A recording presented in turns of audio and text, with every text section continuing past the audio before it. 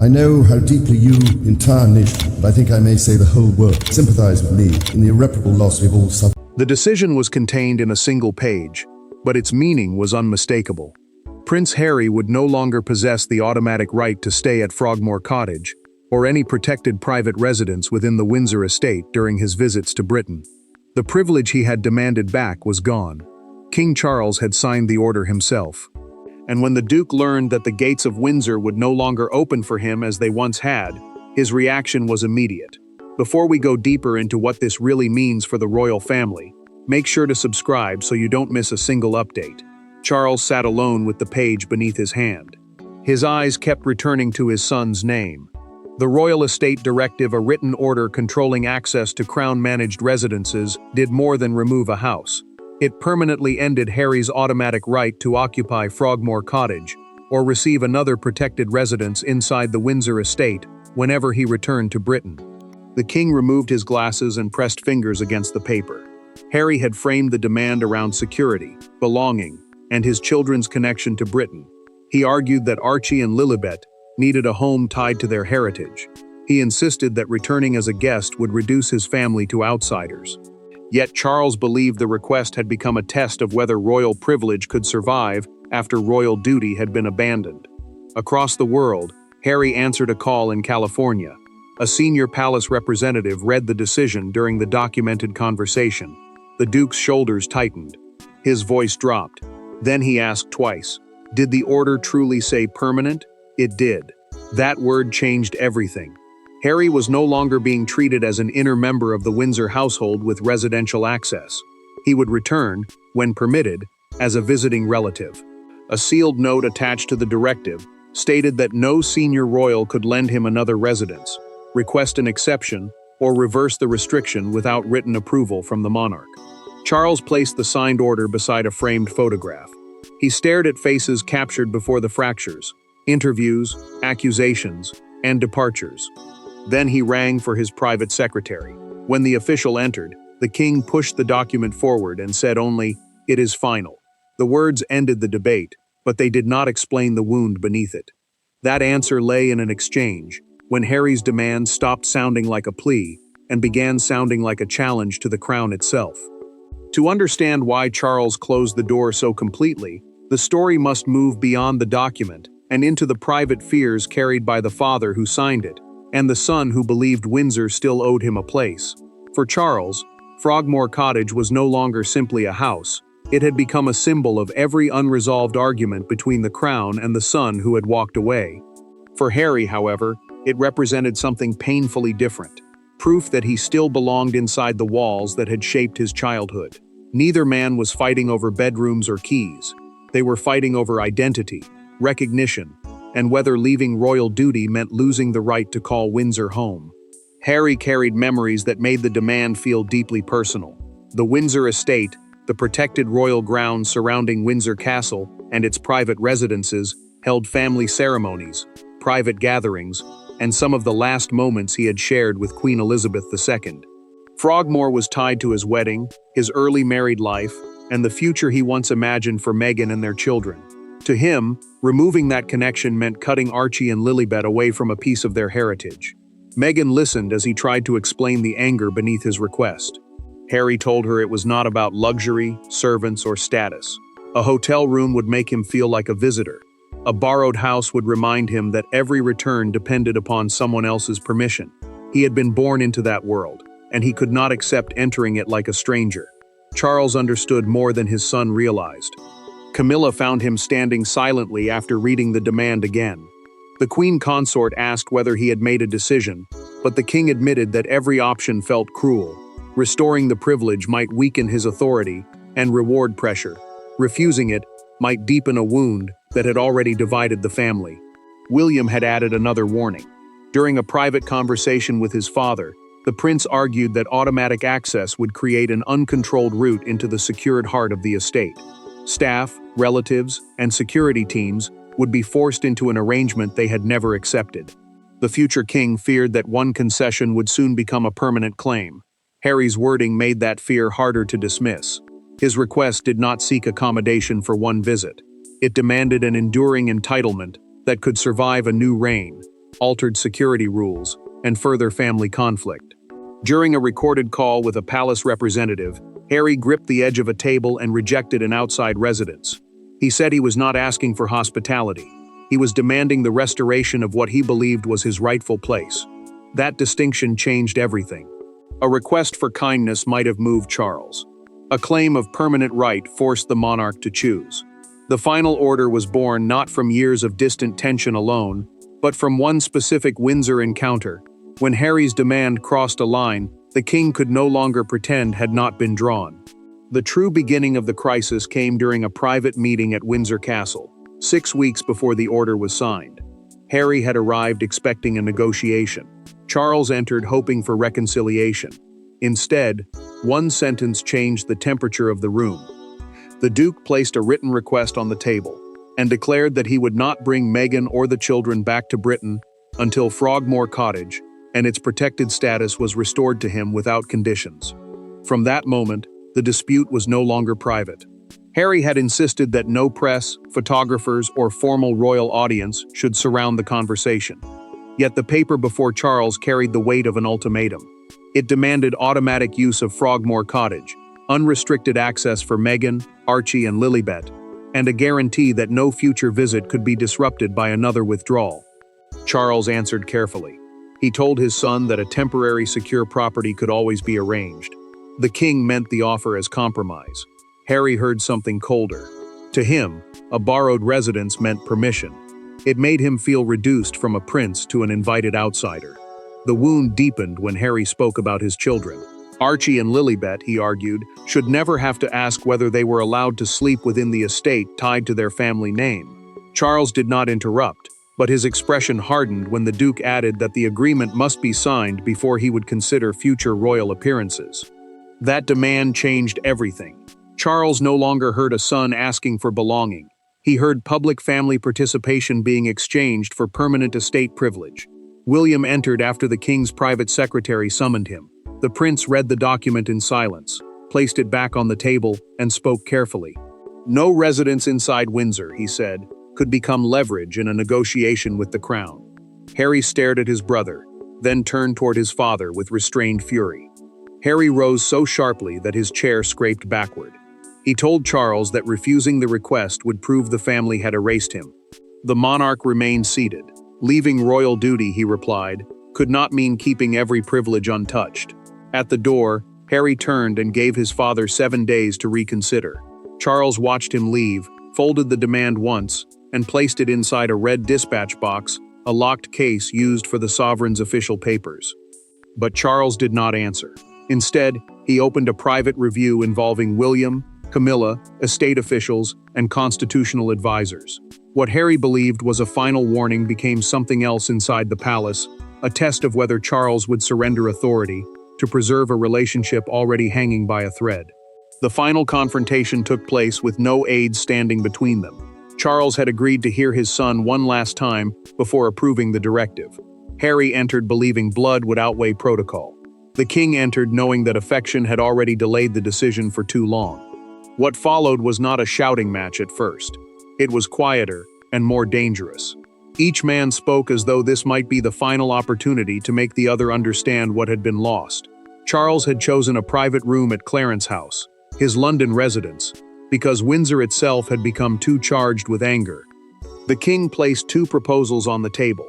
Harry could receive secure accommodation outside the Windsor Estate during future visits, or request short stays at another royal property when circumstances allowed. Neither option restored an automatic right. Both required approval. Harry rejected them immediately. He told his father that conditional accommodation meant conditional acceptance. Every visit would begin with a request. Every request could be denied, and every return would remind Meghan and the children that their place depended on someone else's permission. He would not expose his family to that humiliation. Charles listened until the last word fell. Then the restraint finally cracked. The king told Harry that he could not repeatedly condemn the monarchy in public while demanding private access to its most protected spaces, as though nothing had changed. The institution had been accused, mistrusted, and wounded. Yet the Duke still expected its security, residences, and authority to bend whenever he returned. Harry's anger shifted toward William. He accused his brother of engineering the refusal and using family protection as an excuse to force him farther away. Charles did not defend the prince, nor did he assign blame. The monarch said the decision belonged to the sovereign, the person holding final authority over the crown, and would not be reduced to another feud between two brothers. Then Charles revealed what Harry had not been told. Several estate employees had warned that they would request reassignment if his automatic access returned. They feared divided instructions, renewed private conflict, and conversations later escaping the walls. Restoring one privilege could fracture the people expected to manage it. Harry leaned forward. His anger gave way to something more exposed. He asked whether his father was truly willing to shut him out of Windsor. Charles placed his pen down. "I am closing a privilege, not denying that you are my son." Harry's voice broke. He said that distinction might survive on paper, but it would not survive in the hearts of Archie and Lilibet. They would only know that their grandfather had closed the gates. For the first time, Charles looked away. The words struck the father, but they did not move the king. Harry left without accepting either proposal, and the monarch remained alone with an unsigned directive and one harder question. Could he make the boundary permanent, or might another royal quietly undo it? The confrontation ended without reconciliation, but the struggle was not settled until the machinery behind the crown ensured that no private promise, sympathetic relative, or future visit could reopen the door. The public would see only the king's signature. Behind it stood a network of estate rules, security concerns, family agreements, and constitutional boundaries that had been quietly tightening for weeks. Yet the most important moment did not occur in a council chamber. It happened when William found Charles alone, the unsigned directive resting before him. The future king did not tell his father what to do. He asked one question: would the same privilege be granted to anyone else who had made the same choices? Charles already knew the honest answer. Residential rights within the Windsor Estate depended on the monarch's authority, security approval, property agreements, and whether a person still carried out official royal duties. Those rules were not simply family customs. They controlled who could enter protected grounds, which staff served them, and who carried the cost when private access became a public responsibility. The king's advisors had reached the same conclusion. Harry's demand could not be treated as a quiet favor between father and son. Automatic access would affect security teams, estate employees, public funding, and every future dispute involving a royal who stepped away from duty but wished to keep its privileges. Charles feared none of that would matter to his son. Harry would see punishment where the monarch believed he was enforcing consistency. The king could already imagine the accusation. The crown had turned a family wound into official revenge. William understood that fear. The prince refused to attack his brother, but he spoke plainly about Catherine and their children. They could not live beside uncertainty, divided loyalties, and the constant risk that private tension would enter their home without warning. Protecting them did not bring him satisfaction. It placed him beside his father at the edge of another loss. The directive carried one final safeguard. A succession clause language keeping an order active after a new sovereign takes the throne meant the restriction would continue unless a future monarch formally cancelled it. Charles also rejected a softer version, granting Harry several automatic stays each year. Partial access, he decided, would preserve the same argument and invite pressure before every visit. William placed the draft before his father and closed the folder. Delaying the choice, he said, was already becoming a choice of its own. Then he left without watching Charles sign. Camilla entered minutes later and found the king unmoved. The queen consort poured tea, but he never touched it. Charles admitted that the crown often demanded decisions a father could spend his entire life avoiding. Soon the pen met the page. Authority had made the boundary permanent. Now reality would reveal its cost, beginning with a cancelled journey and a message Harry could no longer ignore. The first consequence arrived within hours. Harry had been preparing for a private visit to Britain, expecting that his demand would be resolved before his departure. Instead, the palace informed his team that Windsor accommodation would not be available, security arrangements would be limited to scheduled engagements, and no exception would be considered. A half-packed suitcase remained open in California. For the first time, the Duke understood that the document was not a warning designed to force compromise. It was the new reality. Harry had planned to attend a charitable engagement in London. then spend 2 private nights close to Windsor. He believed those days might give him a chance to see Charles without cameras, speeches, or formal ceremony. His office had already discussed travel times and security routes. Now the palace offered commercial hotels and private residences beyond the royal estate, with protection available only under strict, pre-approved conditions. Harry reacted with anger before the silence took over. He removed a jacket from the suitcase and sat beside it, staring at everything he had packed for a return that suddenly felt impossible. He told Meghan that traveling under those terms would look like surrender. Accepting an outside property would tell the world that he had accepted being treated as a guest. Meghan understood the humiliation, but she also saw the danger. She urged him not to release a statement while the anger was fresh. One bitter response, she warned, could turn personal pain into another public war, and this time there might be no path back. Then, another message arrived. Charles would still meet his son privately, but only at a place chosen by the king. No overnight stay inside Windsor would be approved. The offer preserved contact while enforcing the boundary, and that made it harder for Harry to dismiss as total rejection. The final blow was practical and immediate. His old estate access credentials had already been deactivated. From now on, his name would require advance clearance like that of any non-working member of the family. The privilege had not merely been withdrawn on paper. The system had already changed around him. An aide asked whether the flight should be confirmed. Harry looked at the open suitcase for several seconds. First, he ordered everything cancelled except the charity appearance. Then he stopped, reconsidered, and cancelled the entire trip. Charles received the message during lunch. He put down his knife, read the notice twice, and quietly admitted that he had expected his son to come anyway. The official channels had failed, the journey had collapsed, and the gates remained closed, but one person was about to step outside the machinery of monarchy and force father and son to speak without demands, documents, or advisors between them. The turning point did not restore Frogmore Cottage, overturn the order, or erase the anger. It occurred during an unannounced telephone call arranged by Princess Anne, who refused to let the conflict end with cancelled flights and sealed documents. She asked Charles to speak not as sovereign, but as a father. Then she asked Harry to listen without negotiating. When the line connected, there were no private secretaries, no legal drafts, and no conditions waiting to be exchanged, only 2 men confronting the silence between them. Anne had contacted Harry privately and spoken with the directness that had always defined her. The Princess Royal, a title traditionally held by the monarch's eldest daughter, told him that another challenge would only harden Charles's position. She offered something narrower, but more important, one uninterrupted conversation in which neither man would use property, security, or public appearances as bargaining tools. Harry agreed, but only after Anne made the boundary clear. She was not trying to restore Frogmore Cottage. The order would remain. Her purpose was to stop a dispute over one residence from destroying whatever relationship still survived beneath it. When Charles joined the call, Harry spoke first. His anger had weakened, leaving something more painful behind.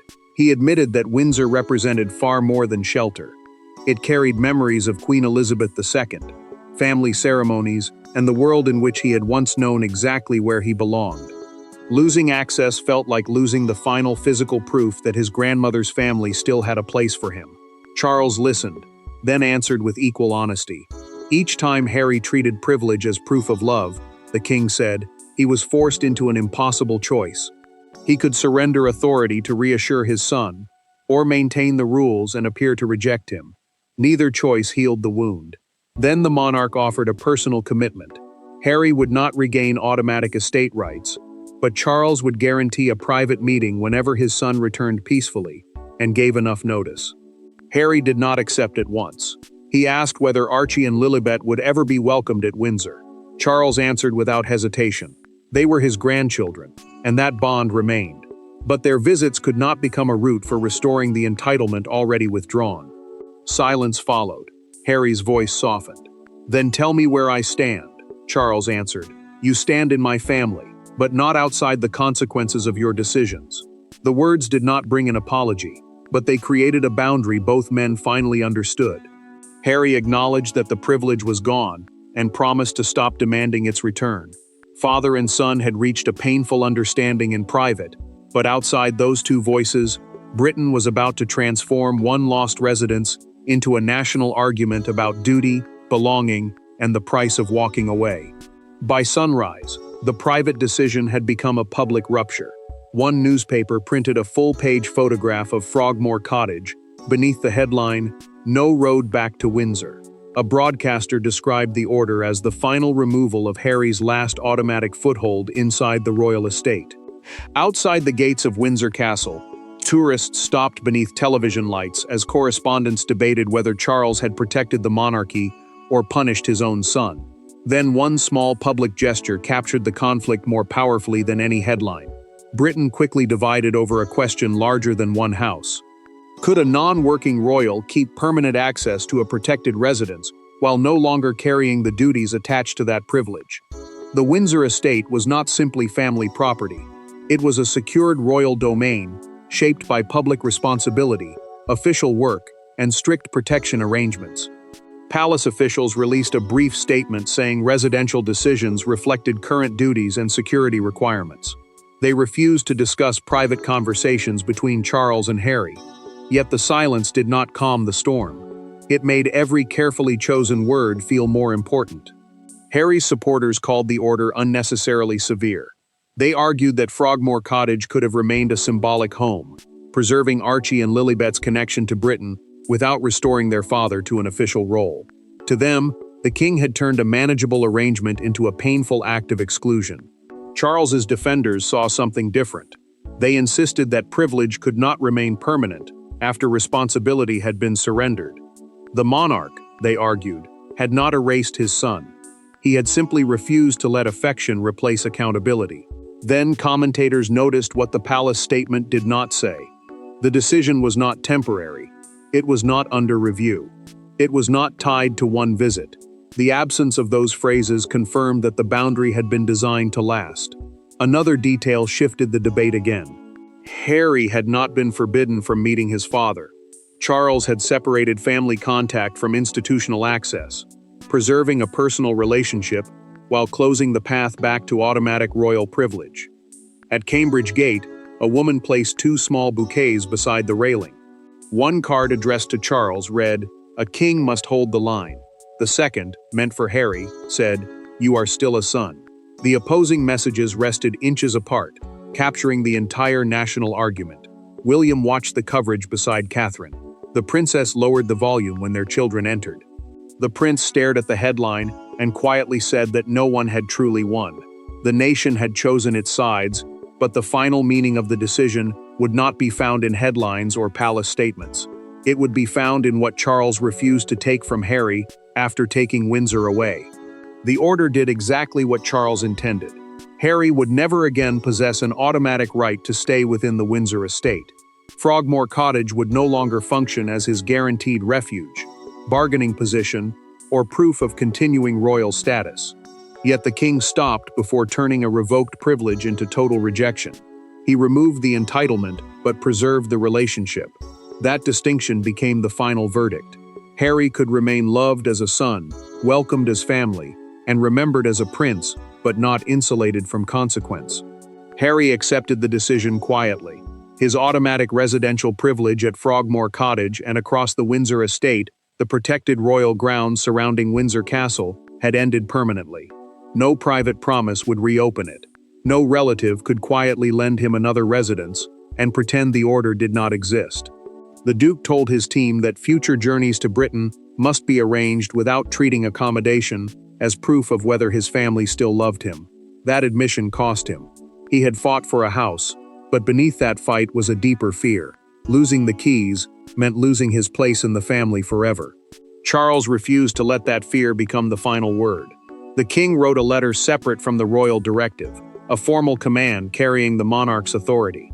He told his son that a home could not repair what had been broken, but honesty might begin where entitlement ended. He established a principle that would outlast the dispute. Royal belonging could be inherited, but protected privileges required active duty, trust, and service. Harry's deepest loss was not a cottage. It was the belief that he could leave royal life and later find every former right waiting unchanged. Charles removed the formal page bearing the royal cipher, the official symbol identifying correspondence from the sovereign, and replaced it with plain stationery. He signed only Papa, drew a line beneath the word, and sent the letter privately. Harry read it alone. He did not smile, but his expression softened. He folded the page carefully and placed it inside a drawer holding photographs of his father and children. The Windsor gates would remain closed for all future visits, unless permission was granted. But the family bond was not erased. Charles had defended the crown without denying his son's blood. The dispute was finished. The boundary was fixed. Harry had demanded the return of a royal home. Charles gave him something harder instead: a permanent boundary, a painful truth, and the chance to remain his son without pretending he was still the working prince he had chosen to leave behind. Thanks for watching. Please don't forget to like and subscribe, and we will see you in next one.